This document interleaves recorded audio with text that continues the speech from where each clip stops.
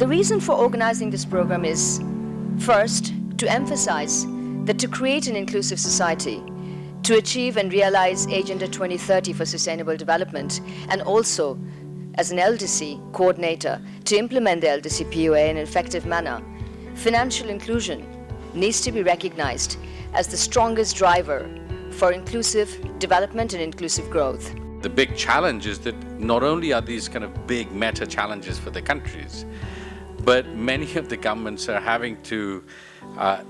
being asked to do a lot more with much less. Improving access to financial services is actually a cross-cutting target. It's important that we increasingly look to using financial inclusion to support the sustainable development. I do want to focus my attention on women as a particularly excluded group, and if women are not part of the equation, then growth is likely to continue to be slow and not as durable. Despite good progress made in recent years, the Pacific remains one of the least banked regions in the world. The reasons attributed for that shortfall are the challenging geography, the weak infrastructure like telecommunication, internet connectivity, and the associated high cost in delivering the services. Well, Bangladesh already is a globally acclaimed leader in financial inclusion arena, especially giving financial access, particularly to women, the older disadvantaged group, women's farmers, youth, street children, even slum dwellers. By sharing experience and concentrate more on education, literacy, awareness, and customer protection, this awareness will bring our people to realize how useful is the financial sector in reducing their poverty.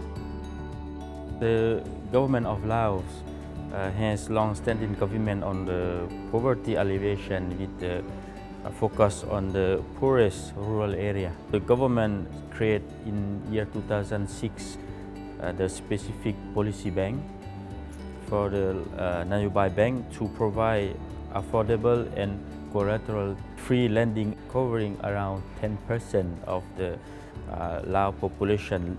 But we are also stretching much more importance on the innovation of technology into the financial inclusion. In short, we want to turn our total financial inclusion program into the digital financial inclusion. It is essential for the insurance companies to bring out innovative products and services for women, poorest of the poor, below poverty line people, SMEs and youth. The access and use of financial services by people and businesses is increasingly being regarded as a new policy instrument to support domestically led growth within many of the countries where we work. And this is qualitatively different from how financial inclusion was addressed earlier. But what we're recognizing, and that there's much greater evidence now, that finance addresses many of the issues that a health ministry may be thinking about, or an education ministry may be thinking about, or the industry may be thinking about, that is different from just purely about opening up accounts, providing credit, and so on and so forth.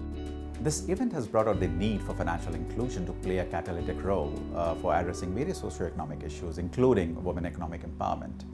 As next steps, UNCDF would be working with the country governments to start with ASEAN and SAARC to institutionalize and strengthen the South-South exchange and triangular cooperation and organize this event on a periodic basis.